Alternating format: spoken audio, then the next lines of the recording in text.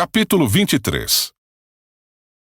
Paulo olhou fixamente para o conselho dos líderes do povo e disse: Irmãos, tenho vivido diante de Deus com a consciência limpa. No mesmo instante, o sumo sacerdote Ananias ordenou aos que estavam perto de Paulo que lhe dessem um tapa na boca. Então, Paulo lhe disse: Deus o ferirá, seu grande hipócrita. Que espécie de juiz é o Senhor, desrespeitando a lei ao mandar-me agredir dessa forma?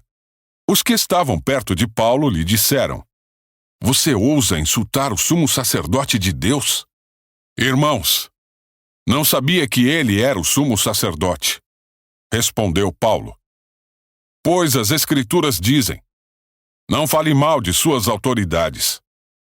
Sabendo Paulo que alguns membros do conselho dos líderes do povo eram saduceus e outros fariseus, gritou: Irmãos, sou fariseu, como eram meus antepassados, e estou sendo julgado por causa de minha esperança na ressurreição dos mortos.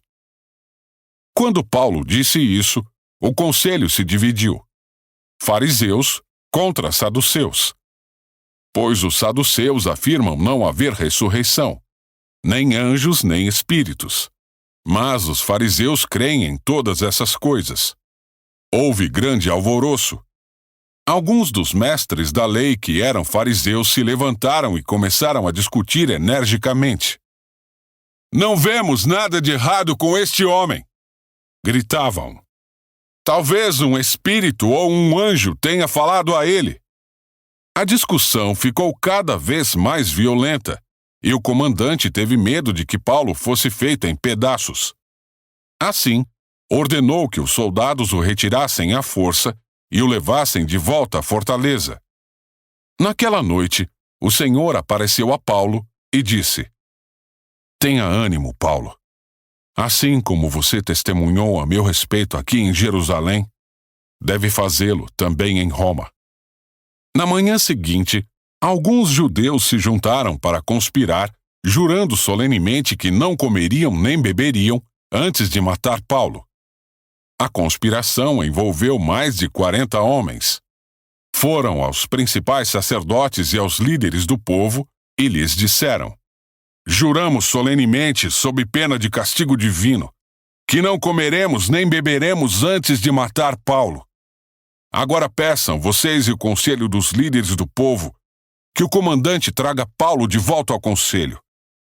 Finjam que os senhores desejam examinar o caso com mais detalhes. Nós o mataremos no caminho. Contudo, o sobrinho de Paulo, filho de sua irmã, soube do plano deles e foi à fortaleza contar a seu tio.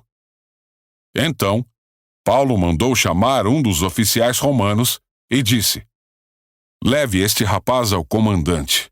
Ele tem algo importante para lhe contar.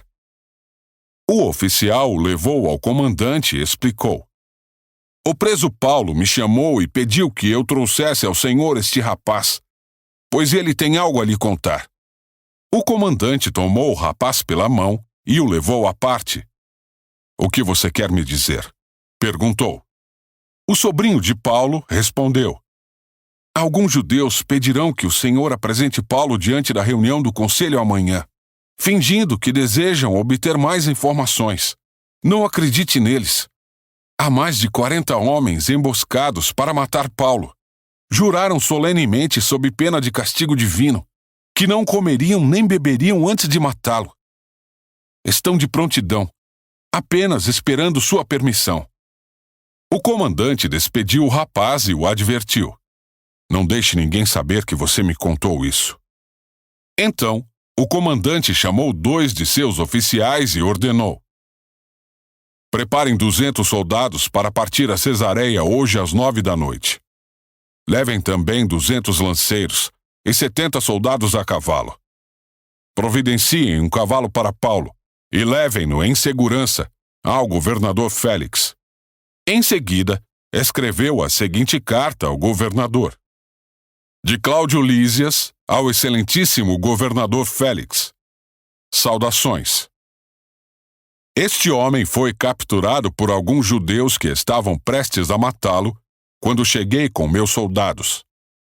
Ao ser informado de que ele era cidadão romano, transferi-o para um lugar seguro. Então, levei-o diante do Conselho Supremo dos Judeus para investigar o motivo das acusações. Não demorei a descobrir que ele era acusado de algo relacionado à lei religiosa. Sem dúvida, nada que justificasse a pena de morte ou mesmo a prisão. Fui informado, porém, de uma conspiração para matá-lo e enviei-o de imediato ao Senhor. Também informei aos acusadores que devem apresentar suas denúncias diante do Senhor. Naquela noite, os soldados cumpriram as ordens que haviam recebido e levaram Paulo até Antipátride. Voltaram à fortaleza na manhã seguinte, enquanto a cavalaria prosseguiu com ele. Quando chegaram a Cesareia, apresentaram Paulo e a carta ao governador Félix. O governador leu a carta e perguntou a Paulo de que província ele era. Da Cilícia, respondeu Paulo. Ouvirei seu caso pessoalmente quando seus acusadores chegarem, disse o governador. Em seguida, ordenou que Paulo fosse mantido na prisão do palácio que Herodes havia construído.